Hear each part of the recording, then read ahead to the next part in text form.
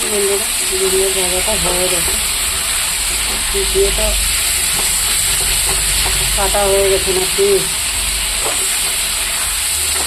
দেখুন টেস্টটা কীরকম লাগে, ভালো লাগলে লাইক কমেন্ট শেয়ার করে দেবেন। সেটা আমি কোনো জাত মশলা দিই নেই, খালি হলুদ গুঁড়ো আর পেঁয়াজ কাঁচা লঙ্কা দিয়েছি।